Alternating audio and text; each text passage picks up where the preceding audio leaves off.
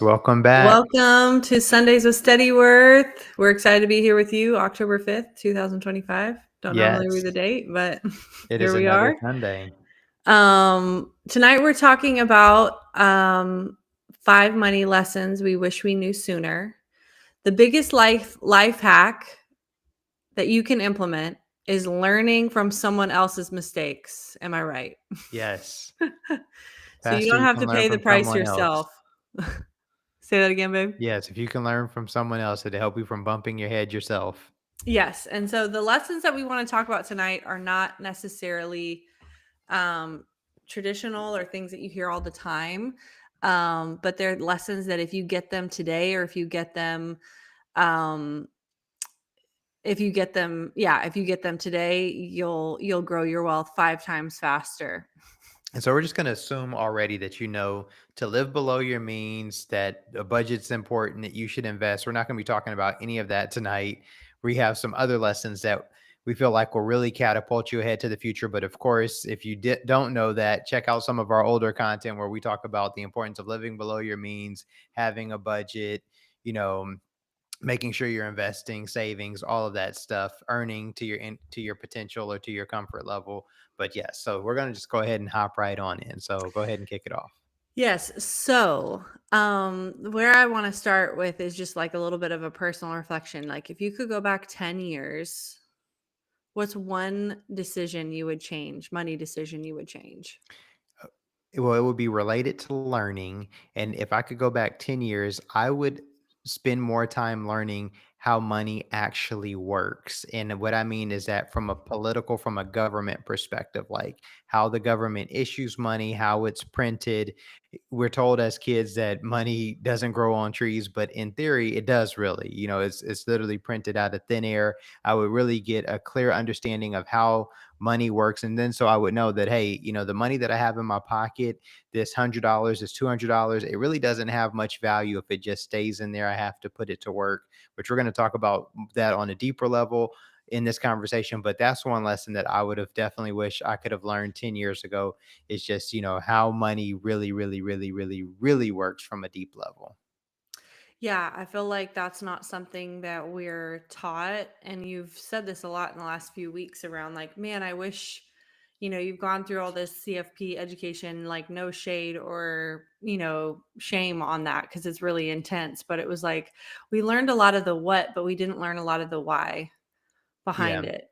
Well, when And you go through that education, you're given a certain baseline of information and you're taught something, but we're taught that we're taught about monetary policy, but we're never taught to question. So we're taught about how like the government can control monetary policy and how they can loosen and tighten the money supply, but we're never taught to question why. And so, right. no one else is over money supply. Like if you think of any other business or any individual, they have to just they're governed by just how you would think the laws of gravity with money. If they spend too much, they go bust. If they don't make any money, they don't have money to spend, where no one else can actually print their own money. And so when you really step back and take a look and think about it, it's like, wow, they really can make money. And so this isn't a political thing, this isn't American, this is any government. Every government works the same way. They all issue their own money. And so, but when you understand that, then you know that, hey, anything that can be made quicker and easy can lose value. Yeah. Yeah. And Yeah. so that's why, and this isn't a commercial for gold, but that's why, when you think about gold, like if you're going mining for gold, it takes forever.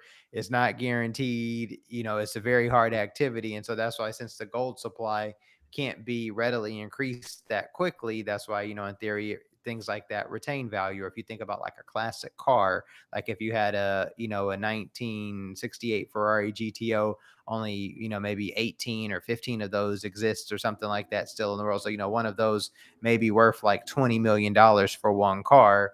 Whereas when you think of, a Toyota RAV4, like what we have, Yeah. millions of those exist. So, it's, And millions more are coming. yeah, millions more are coming. So the price point is not even close to the same. And Yeah. so the same thing with anything that's made quickly and cheaply can't hold its value for an extended period of time. Yeah. I mean, I think for me as well, if I were to just think about like me 10 years ago, what we were kind of prepping for the show, and I was like, for me, the knowledge piece is kind of essential. I remember talking to a friend or a coworker, a while ago, and she was saying, I was really interested in learning how to invest, but I didn't really know where to start or how to do it or how to even open a brokerage account. Like, had no idea. And she's like, yeah, just, put some money aside and put them in some ETFs. And I was like, that sounds really simple to me, it but I don't know what that means. Like, I don't know why that would be important. I don't know what that's going to do for me. Like, is that going to help me? Is it not? I felt like I was really missing the knowledge piece, which therefore influenced the decisions I was making because I was lacking knowledge. Like, I was lacking that detailed, not necessarily like, I don't know that I would, the more I listen and soak in what you're learning about how money works, it makes so much more sense to me what I should do. But Uh-huh. I feel like I was missing that big time. And, one thing that I was even thinking about prior to hopping on from a change management perspective, we always, the litmus test for getting people prepared to adopt something new was, are they ready, willing, and able? Right. So do they have the knowledge they need? Do they have like the knowledge, the information that they need, and how to actually go from A to B? And I feel like I was missing that. And that really impacted my ability to even take action on the little things like setting up my 401k or saving money into my bank account. Like, I really just didn't know where to start, so I didn't. Yeah. Well, a lot of people are missing that knowledge. And so that's why Steadyworth exists, is to equip people with that information. Yeah, I literally said at one point, I was like, I wish I met you 10 years ago where you are today, because I think Right. we were both a little bit lagged, and we felt like we could have had more um we could have had more taken more action earlier. We always talk about that being, and so I'll kind of just jump right in because we literally, the first one that we have that we talk about all the time at the house is like, dang, I wish we would have started sooner. Yes. I don't know that we've ever run into anyone who is like, So yeah, this I is started. lesson number one, Lesson number one. is that if you need a sign on when to get started, today, right here, right now is your sign. It is the most important financial thing that you can think of. I mean, that you can do implement today, is that if you haven't started, getting started right now, because the sooner you get started, time is on your side. Yeah, absolutely. And I was just thinking, have you ever met anyone who said I started saving too early? No, no, you've never meet someone who says they started saving too early. And most people is like, hey, you'll never meet a 50-year-old who also who'll be like, hey, oh man, like I think I've done everything I want to do. Now I think I'll start getting my finances in order. It's like they're like, man, I wish I would have got on this forever ago. Same thing with 40. And I'm telling you, the years from 20 to 30 and 30 to 40, I'm in my 40s, they happen quickly. I mean, I felt like 20 something was yesterday, and now 40 something, and 50 something will be here before you know it. The best time to get going is immediately, because then you have the power of compound interest on your side. And if you've ever been in credit card debt, you know what it's like to have compound interest working against you. Because if you don't do anything about that debt, each month it just grows and grows and grows. Whether it's credit card, student loan, whatever it is, that compound interest is growing against you every month. But imagine having a bank account that's invested and that you have compound interest growing on that money, and it's compounding for you in the right way. It's an amazing thing to see have happen. Yeah, and just the power of time and having it in the stock market. Of course, some years are better in the stock market than others. So, you were saying you were telling a story about how when you first started putting money into your retirement account, the market was pretty flat that year, and so it just looked like you were saving. It didn't look like you were compounding Yeah, any. it didn't look exciting at all. It was like my first 401k I had is the year 2016, and so I started this job in January. I had to be there for 90 days before I could get my 401k open. It took me about a week to get it open. I started putting $100 a check in there, and it just was really the market was just flat the whole year. So, I was inside of a Schwab like broad market mutual fund called SWTSX.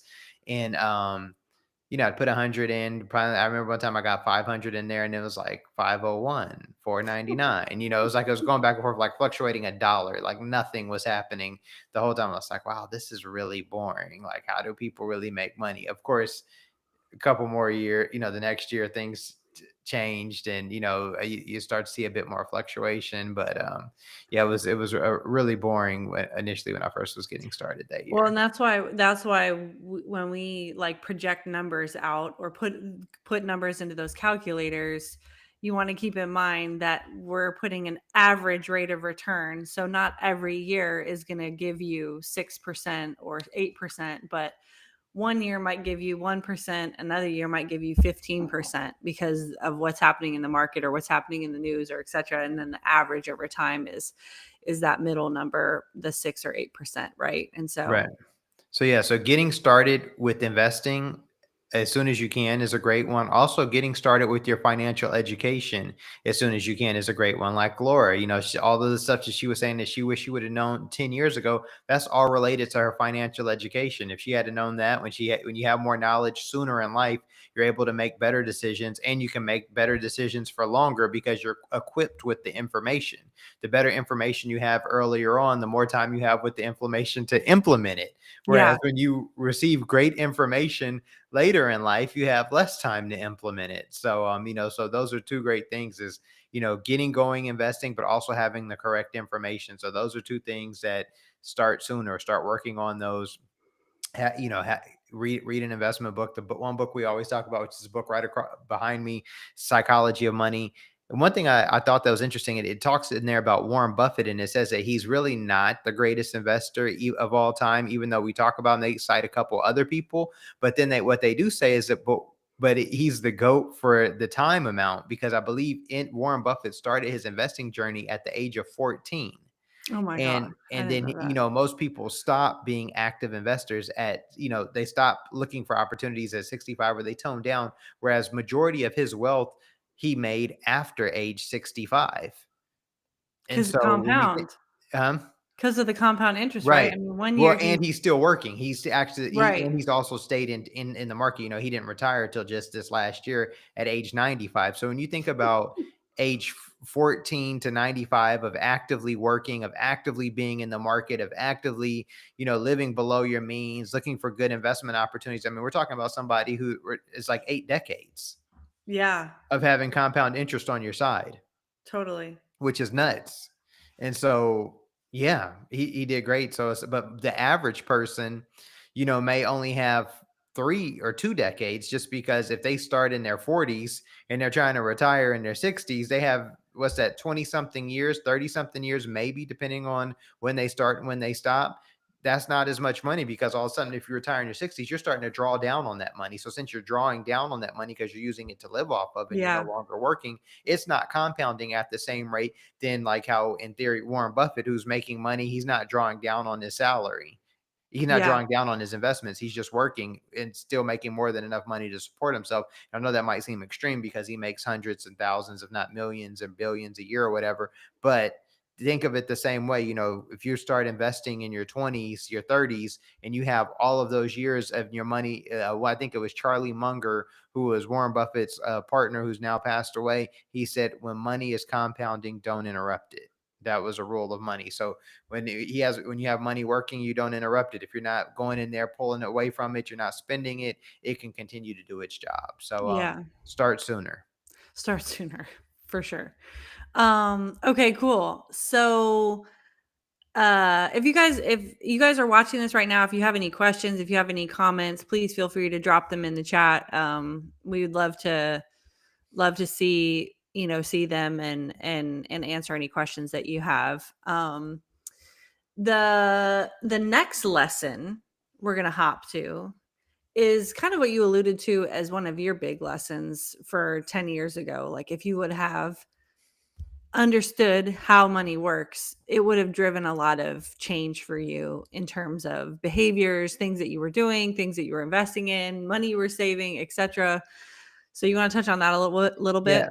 and I'll say, all of these lessons are lessons that that speak are from my heart, and are things that I really, on different levels, each one I wish I could have done better. Like, I was investing 10 years ago, but I wish I would have invested more. Like I said, I started that initial 401k investment. I was doing 100 a check. I wish I would have been doing 250, 300 a check easy. Like that, so even though I was investing, it wasn't enough. Looking back, I could have easily done more. This lesson, which is understanding how money works, and I alluded to it a little bit earlier, this is something that, like I said, you have to really start doing your own research and learning. But just how do governments make, where do dollar bills actually come from? Of course, we go to work, we make money, we're paid for our time.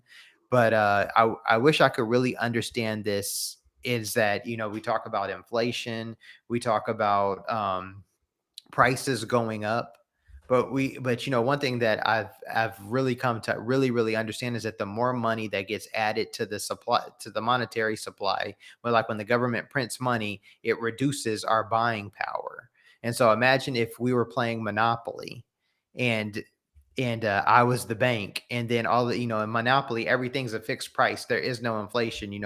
Everything, the board has, each property has its own amount. The houses have their own amount, everything. But imagine if all of a sudden I have a printer next to me, and then I print half of the supply of money that's in the game, and I start just giving it to certain people. Well, the people who I don't give it to, it basically corrodes their buying power, because I've now Yeah. put more money into the game that originally existed. That's what happens when when governments, and this, like I said, this isn't just a US thing. This is, all governments do this. When governments print money, when we have fiat currency, they add more money to the system, but they don't give it to everyone in proportion with the way that they printed it. And so now there's more money in supply, and it basically erodes our buying power. And so I wish I could have understood that at a deeper level, because when you understand that at a deeper level, it really makes you know, it's like, hey, you have your money that for your emergency fund, you have your money Yeah. that you need to spend to do whatever you need to do. And then beyond that, you need to really be putting your money to work, which is what we're going to talk about next, is that you really have to have your money working, because if it is just sitting there, it is losing money. I keep a couple $100 on me, just because I want to keep a couple $100 on me for when I need it. I think I don't have my wallet here, but yeah, I forget how much money's in there. But whatever it is, it's been in there for a long time, because I rarely ever spend cash. Yeah. But one thing I think about when I see it is, I'm like, man, should I keep this money on me? Because I'm like, it's $100 or $150, or I think it maybe it's 200, but but it's losing buying power, because $200 right now in October is not buying as much as it bought in January. But I've been walking around with these same $200 bills for the last 10 months. And Yeah. so that's one thing that's constantly on my mind. It was like, if I haven't used this money in 10 months, do I really need to have it in my pocket, or is it fine just to have it on my card? Which, I'm still can be old school and like to have cash on me, just in case. You never know. You never know. Flat tire somewhere and they don't take I don't know. Uh, we could be out in the woods and you're like, yo, you need some cash or Right. whatever. So, but really understanding how the monetary system works, understand, and then even from an investment perspective, like for the longest, I didn't want to follow politics. Not that I'm really into politics at all, but one thing that I really started to understand is that when you understand about the different politicians, when you understand about what their thought is for monetary policy and how they want to direct the government money that they're printing for the year or for their terms, then you start to understand which sectors are probably going to see the tailwinds and which ones are going to see the headwinds. So Right. several years ago, when they said, hey, we want to make an EV and a vehicle initiative, so they started giving a credit for people who bought electric vehicles.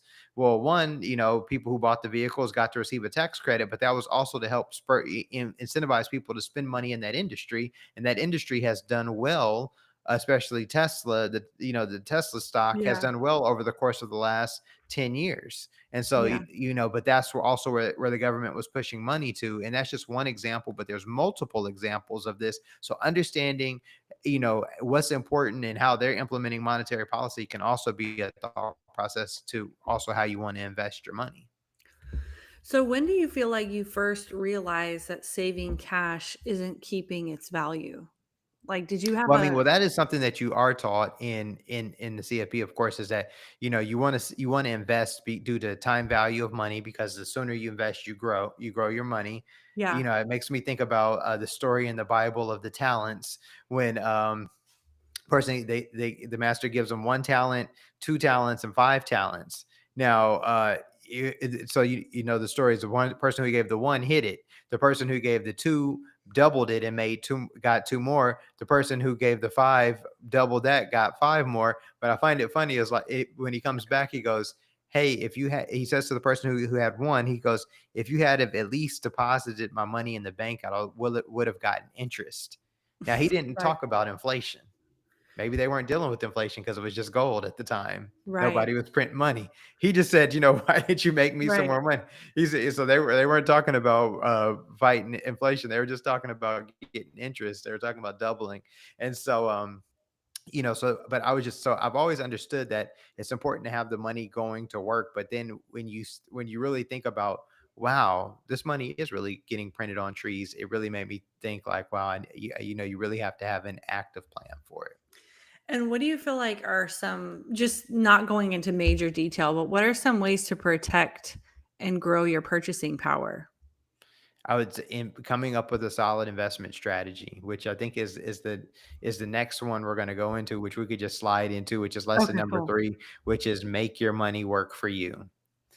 And so I might be butchering this quote. I think I wrote it down, but forgive me if I do. It was a quote by Warren Buffett: "If you don't find a way to make money while you sleep, you'll work until you die." You need to find a way to make money while you sleep, so you don't have to work until you die. So the best way what'd you say, preserve your purchasing power Yeah, is to have your money invested, and you can set up a diversified portfolio, which can be ETFs, like is what your friend told you. And for those of you who don't know what that means, those are exchange traded funds, and you can get an exchange traded fund that's invested in the whole market, a broad market fund, such as the one you guys have heard me talk about a million times, the Schwab Broad Market Fund, which is SCHB. They have Vanguard funds, VTI, VOO. There's a ton of ETFs that you can buy that are invested in multiple different companies. Do your research. Make sure you understand your your take an investor risk questionnaire so you can understand what the split is between stocks, bonds, maybe even if you want to have some crypto in there, you can understand your risk tolerance between it all. Understand that when you do make investments, they can go up, but they also can go down. Yes, you can lose all of your money.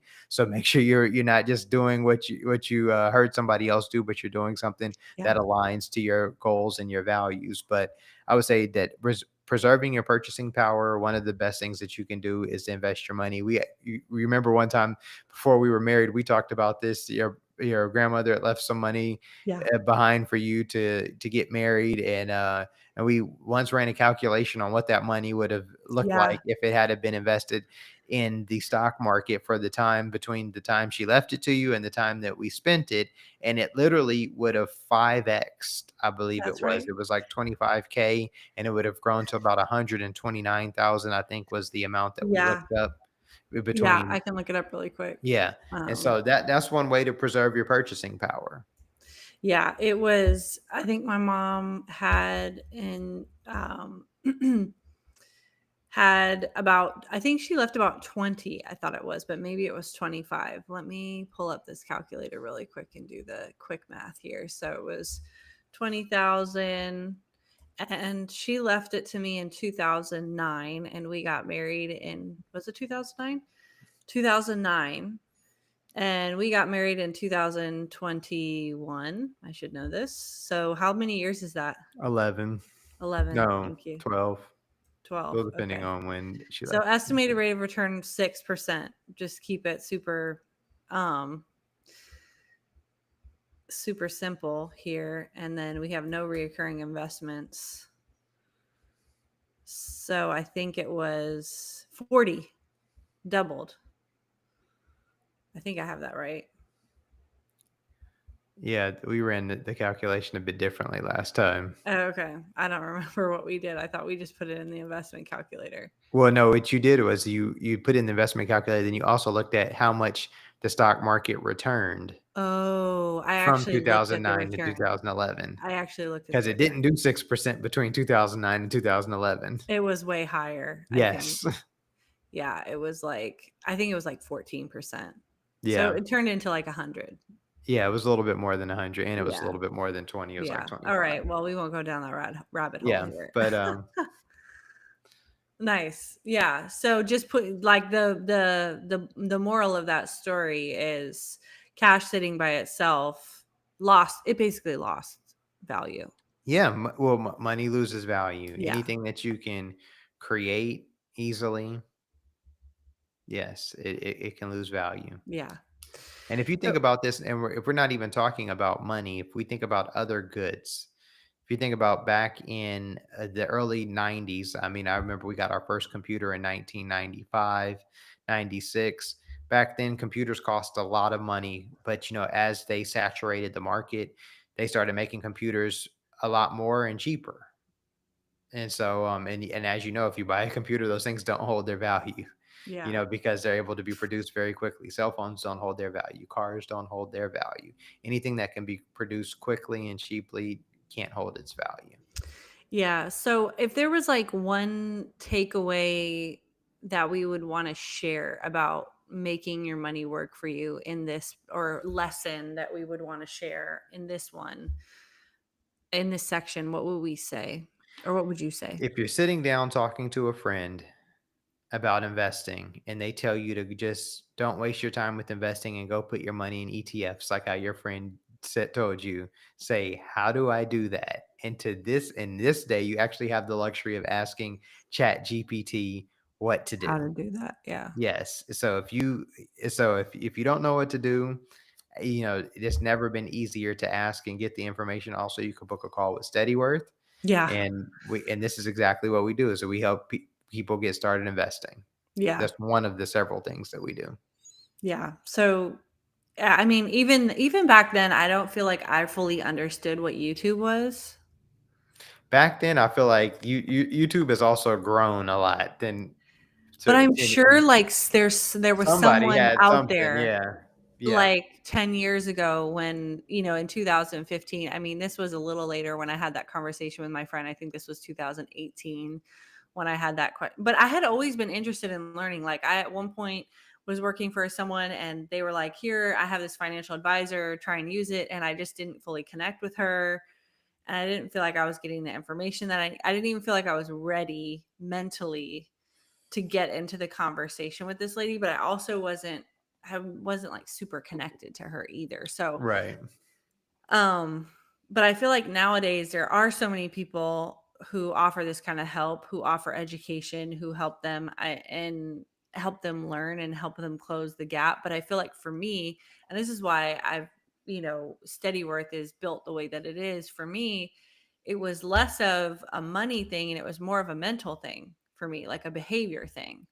right, Like, I felt scared, I felt nervous, I didn't know what to do, like, I felt intimidated by money, so there was, like, all these, like, mental blocks that I had that prevented me from actually taking action. Of course, there was, like, the knowledge gap, but the knowledge gap kind of fed into that for me. So, hit YouTube, hit ChatGPT, figure out, book a call with us if you're interested in that. But the key here is to make sure that your money is working for you, at least a absolutely, little bit. Even if you just have a teeny teeny bit to put in, put it in, because yes, that'll start growing. That'll start giving you momentum. It'll start giving you more, feel more excited, and moving on. And I feel like this kind of is a good segue into lesson number 4, which is something that we kind of talk about a lot on this channel, is that money is behavior before it's math. yes, So financial success starts with self-awareness. yes. What thoughts do you have on this one? I was gonna let you kick this one off. Okay, because I was like, I feel like I could go on and on and on about this one. Sure. Um, yeah, so So one statistic that we shout off the rooftops is that 90% of our decision making is based on emotion. So if you didn't know that, and if you felt like you're a really rational person, you might be.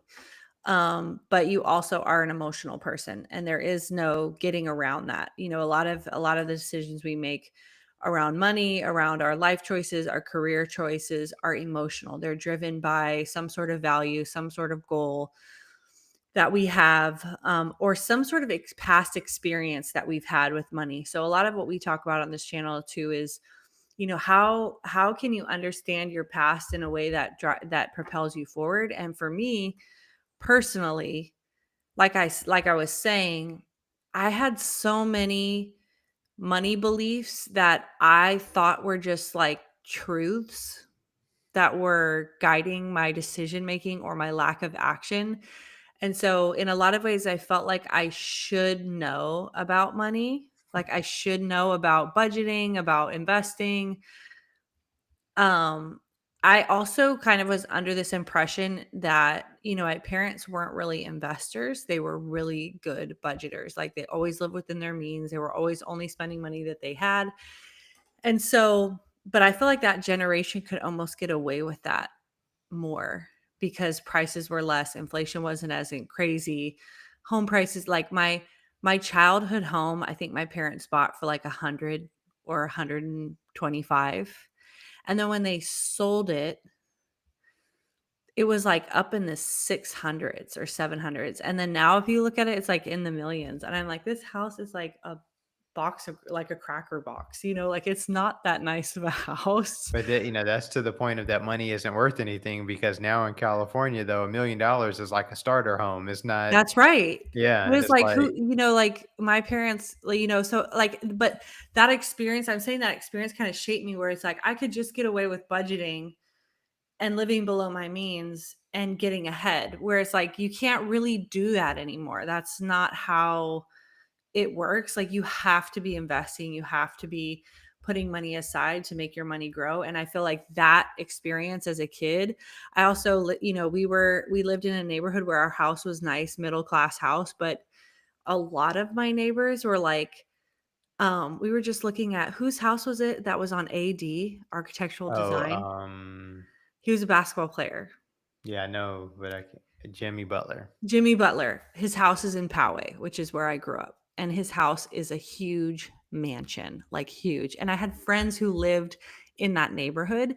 So for me, it was like, it was very obvious that my family didn't have money, even though we had a nice house in this area, right? Because we were literally next to like these huge mansions. And so that was another experience that really shaped me and made me feel intimidated by money because we didn't talk about it. I just knew that we had a budget for school clothes, we had a budget for Christmas, like, we didn't really go on fancy vacations, we mostly did road trips to church conferences, and all of that was great and fun and amazing, but you just, like, when your friends are like, "Oh, yeah, we went to Hawaii for 2 weeks," you're like, "Oh, awesome. Mom, can we go to Hawaii for 2 weeks?" And mom's like, no." So it's like, and it wasn't like they were saying, like, we can't afford this. But all of that experience growing up kind of shaped me into how I managed money as an adult and what I was willing to like put myself out there, or what some of the beliefs that kind of shaped my decision making. And so if you're not aware of that, or you're not aware of how that influences you today, it's probably working against you if it's negative. If it's positive, it's working for you probably. Right. If you had parents who were investors, if you had parents who had good jobs and were making money and taught you how to invest, like you do technically have a leg up. Um because Yes, you're learning all definitely. that stuff, but a lot of this stuff that holds people back. I mean, we run a money challenge, and on day 2, we talk only about mindset. And I cannot tell you like the number of people that get breakthroughs on that day is like worth its weight in gold on the challenge, because most people, once we get to the 3rd day, which is actually like the tactical money stuff, they're like, oh, this is really simple. Like, I just didn't know that this mindset or this behavior was kind of rooted in, we had a client recently who was like, I had this belief, and my belief was rooted in that I needed to prove myself or show my worth with my money. So I was making certain decisions that aligned with that. And now that I know that I want to shift that a little bit, it unlocked a new opportunities for tactical pieces. So a lot of the stuff that we talk about, and not everybody, like the mindset and the is really what's kind of blocking. Yes. Any thoughts?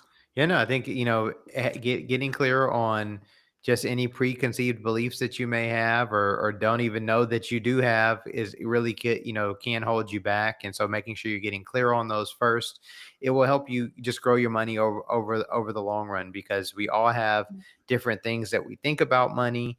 And how we relate to it. One question that we often ask clients that when we're first working with them is, what was your first money memory? Because, first memories that you have as a child can definitely shape how you think of and relate to money as an adult. And so just kind of getting clear on some of those memories, and, making sure if you have had negative experiences, we start to correlate it with positive experiences. It can definitely help you out. Because, I mean, when you think about just this, even in relation to anything else, if you're in relation to working out or food or just anything. I remember listening to a Tony Robbins, it was like an audio book, and he was talking about when he grew up poor and he didn't have a lot of food. He didn't have a lot of food. So when he got older and he had food, and he was doing well for himself, he was just eating everything, and he started to get overweight. But he said, I just didn't want to push the plate back until everything on my plate was totally Mhm. done. He goes, but then I got to a point where I'm like, hey, this is something that's not I have food. It's okay. I'm not going to not have food. When I'm full, I need to stop eating. Right. And so he stopped eating when he was full, and you won't believe what happened, but He he lost lost weight. weight. Right? It's magic, right? And so he stopped overeating, and so we can have different things that are in our subconscious that can cause us to kind of Overspend. self-sabotage us financially as well, but that we don't even know that we're having. Yeah. And so that's why it's really important to get clear on money and mindset. Yeah. And we have a question here. How can self-awareness change your relationship with money? I think we talk about this all the time. Self-awareness in general is probably one of the best skills you can cultivate. It doesn't sound like a skill, but knowing yourself is harder than you think. Because uh you know yourself, but you don't know yourself 100%. Like you're going to always be constant, just like you're learning about someone else, like just like Gabe and I spend time learning about each other. You need to spend time learning about yourself because there's always new layers, there's always new things that you can be learning about yourself, how you show up, why you show up that way. And so a constant practice of self-reflection is really going to help because number one, it changes your relationship with yourself. If you have some negative beliefs about yourself, that might show up in how you spend money, that might show up in in what type of relationships you get into, that might show up in how you show up at work, how you show up with your family, things like that. And so the more self-awareness you can have, the more agency you have to make different decisions that will help you push you in the direction of your goals, your value, and your vision versus I'm just chasing someone else's version of success, or I'm chasing what my friends want, or what my family did, or this, that, and the other thing. And so, which kind of leads us to our next and final lesson for the night, which is aligning your money with your values, vision, and priorities. And Yes. so, yeah, do you want to kick this off? And and sometimes I think back, I'm like, was I really aligning my money with my value, visions, and priorities 10 years ago? And yes, it's just my values, visions, and priorities were different than what they are now. So back then, I was probably hitting a few more happy hours. I was kicking it a bit harder.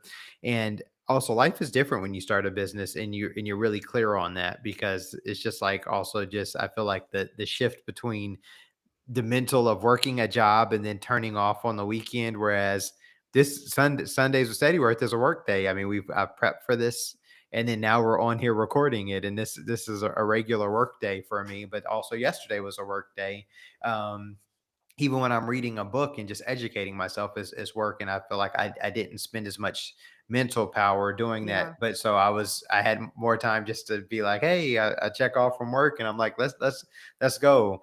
But I think Yeah. that, when I think now about what is my vision, values, and priorities, I just, that's when I just think that how now things have changed. So now the way that I spend money and how I allocate it has changed. Yeah. And so I think the sooner that you can get clearer on what your exact vision is for your life, the values of your life, and start spending your money in order of priority to your vision and values, you'll really feel like, because I mean, at the end of the day, money's just a tool. It is just a tool to help you accomplish what your vision and your Yeah. values are for your life. Yeah. So if you don't have that guiding light or that goal, it's hard to build a blueprint for your money. And then I think also when you're not really clear on your vision and values and priorities for your life, you can get more money and then all of a sudden you can spend it quickly because you didn't really, you're like, "Oh, I got this money that was unexpected." And so let me just spend it. Yeah. And, last week we had a pretty big week in one of our investment accounts. It grew a couple of between combined the accounts grew almost somewhere between 25 and 30 between 25 and 30,000 between a couple different accounts that we have.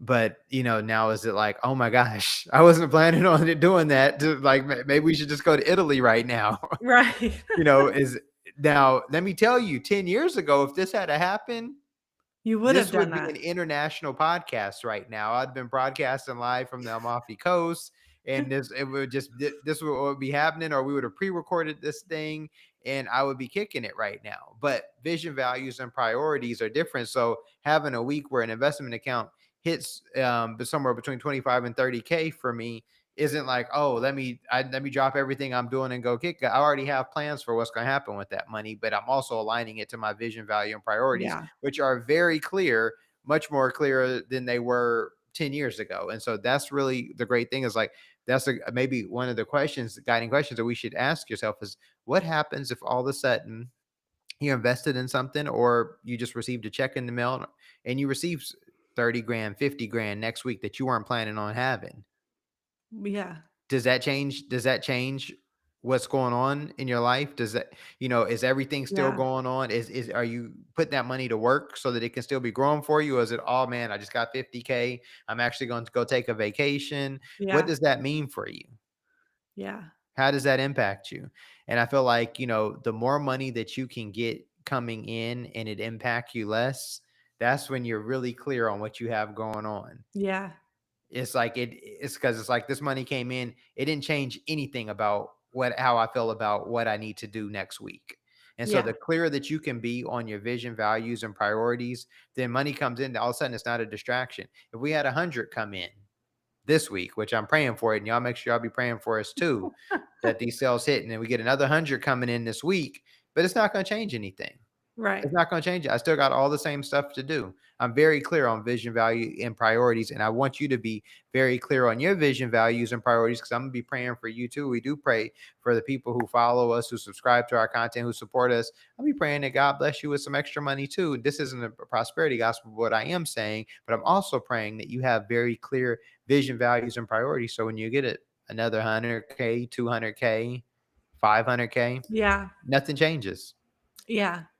And I think, just even what you're talking about, like how clear, like just even if you envision that in your life, like you're so clear on your vision, you're so clear on your values, you're so clear on your goals that no matter what amount of money comes through, you're still on the same path, the same trajectory. Like the idea of that actually gives me so much peace, right? Because you're not being carried away by every whim of society, every whim of, what's going on in the markets. You're not necessarily worried about your job because you're so clear on your purpose and your vision that this it's just literally a tool for you to go do that. And I wonder sometimes if we don't have enough of that right now, which is why so much chaos is happening in the world, is like people aren't clear enough on their purpose and their vision and their values. And then they're just kind of like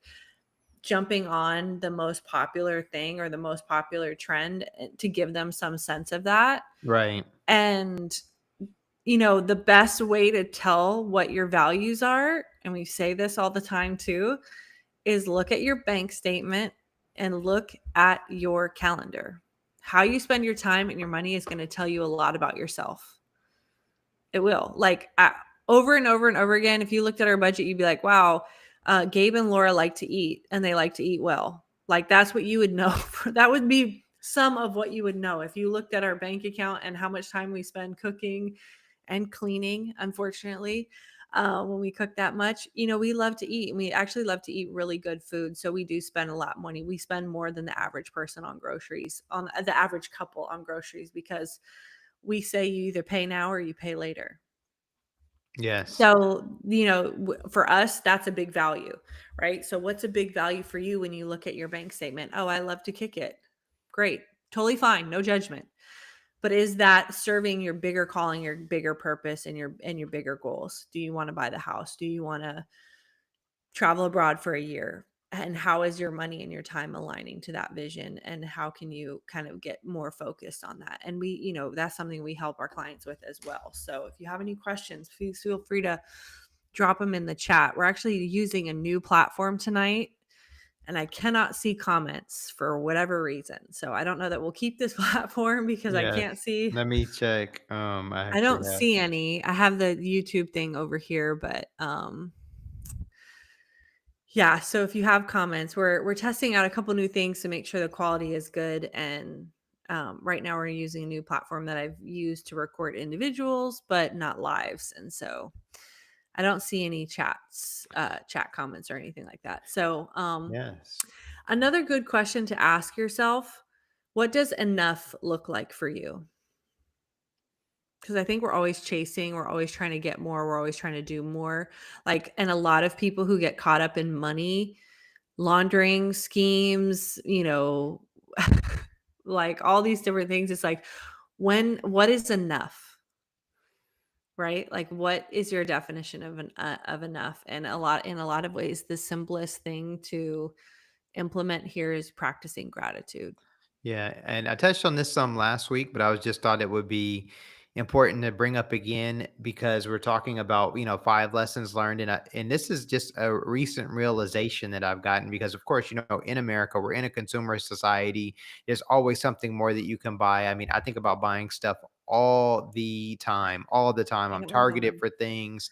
Plus, I have just lists of just things I want. I like stuff too, but we were working with a client and we were going through we have questions that we ask, and one is um one of the questions we ask when we're going through this is what are some meaningful memories that you've had. And the client was thinking, they were thinking through the meaningful memories that they've had and they were taking some time. I didn't want to rush them, so while they were doing it, and we were on the Zoom call, so I just said, hey, I'm gonna take some time and I'm gonna write out some meaningful memories that I've had as well, just to pass the time so I could just give them as much time as they want. And I just started jotting down meaningful memories, and one thing I noticed that was the same, it was that all of my meaningful memories were with people, and they were not around spending money. They weren't about making new purchases. This is just for me. I'm not saying that this is you. This is just me. None of it was connected to any stuff that I've acquired, and I've not any car that I've bought, any piece of jewelry that I've had. None of that. It was all around just memories. One thing that was also around was food. It was food. That lets you know. Yes. We love food. Yeah, I love some food, but it was around generally around food, and it was but food, but spending time with food with other people. So at one time, Laura and I had this birthday dinner in Miami for her.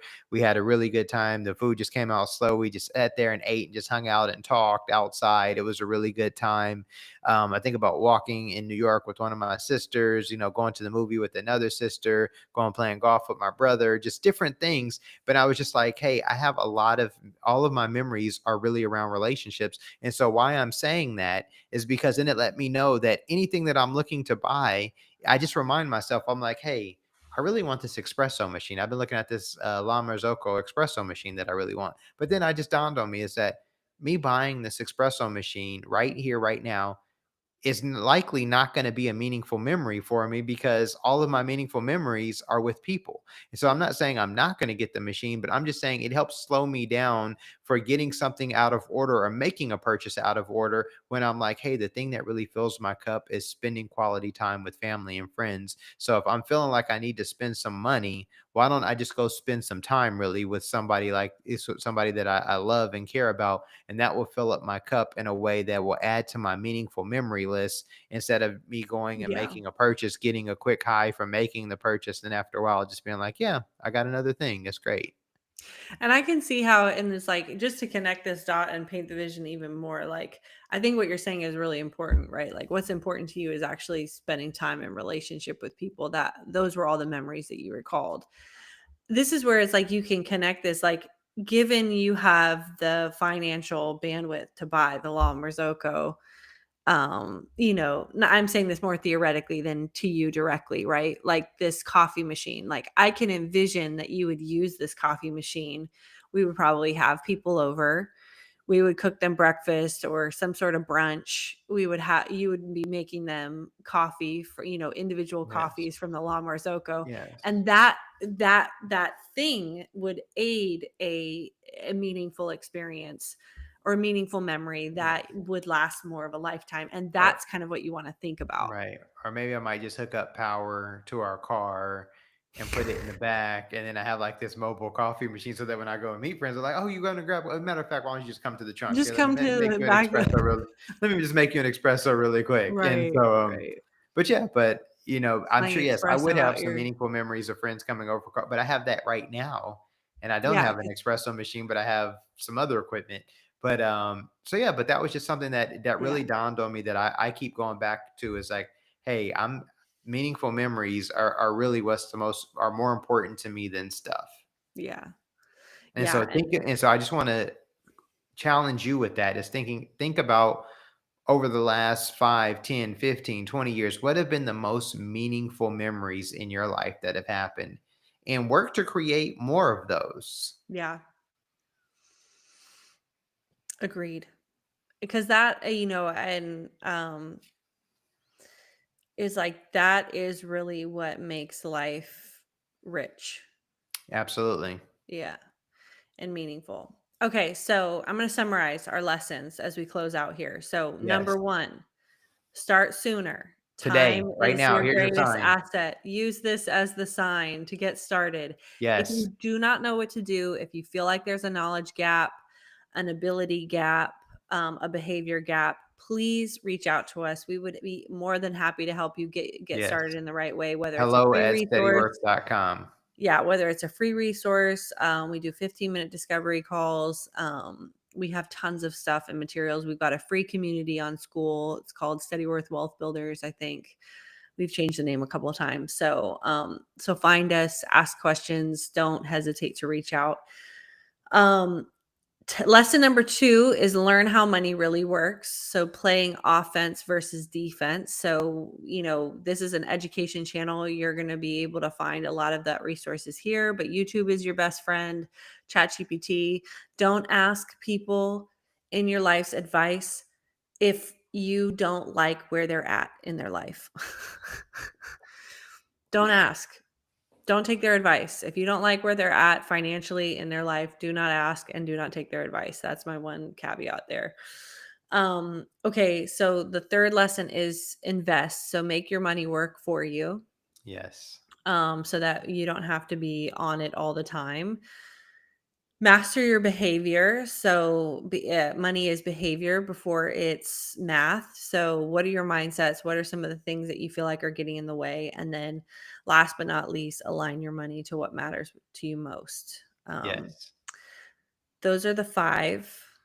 Which of these lessons, Gabe, hits home for you the most I think the same one I shared at the at the beginning, beginning? which was I really understanding how money works, and yeah, the sooner that you understand that, then you understand, hey, it's just a paper, it's just a thing, Yeah. and really, what you're trying to do is preserve the energy that you've created from it. When you go to work, you get paid, and you're trying to preserve your purchasing power and with the money that you've earned from the output that you put out into the world. And the sooner that you can understand how to preserve that, like Warren Buffett said, the faster you can make money work for you, and you make money while you're sleeping, so then you don't have to work for the rest of your life. That's really what you want to do, is understand how money works and get money working for you. Yeah, and I would honestly say the same for me.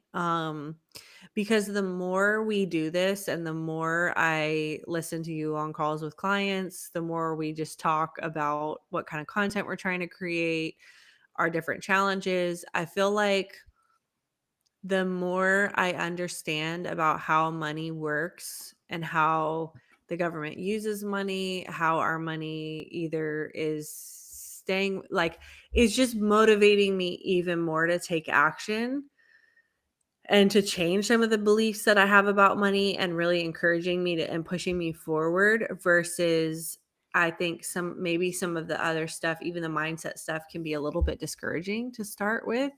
Yes. Sometimes, especially if you're not operating from a place where you feel confident or clear, I feel like starting with the knowledge piece and really understanding how money works has been really helpful for me because I'm like, okay, I know we need to do these things. I actually feel less scared about it too.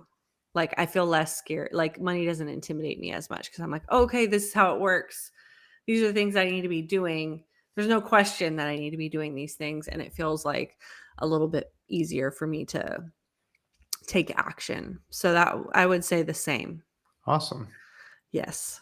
That's always something I've been really interested in learning about anyway. So, what is one thing that we want to leave our audience with tonight? To have a beautiful week. And yeah, remember, just we're all on a journey. Make the most of your day, make the most of your time. Make the most Um, of your mistakes. It's Yeah, okay if learn you've from your made mistakes mistakes. and learn from Yeah. others' mistakes, as we mentioned earlier, because that's the real life hack, when you can learn from other mistakes that others have made. And then, yeah, just keep pushing forward, grow your net Yeah, worth with don't get Steadyworth. discouraged. Yeah, if you made it this far, I appreciate you. You're a real one. I actually, somebody repeated to me, they're like, "Oh my gosh, I was watching your video and I was like, yeah, I've made it this far." So I'm like, awesome. But, if you haven't subscribed to our channel, please make sure you subscribe. We're working on getting our message out to everyone about equipping people to live a life that they're excited about today while staying within their means and planning for a financially responsible future, and just helping you grow your net worth with Steadyworth. And so, yeah, we're just excited to just equip the next generation of wealth builders so that they have the knowledge and tools that they need, so that they understand, how money works, how to invest money, how to build a financial plan, how to deploy that plan so they can get, basically connect their money to their resources so that they can accomplish their goals and live a life that they're excited about. That's what we want to help you do. We're cheering for you. We love you. Have a good night.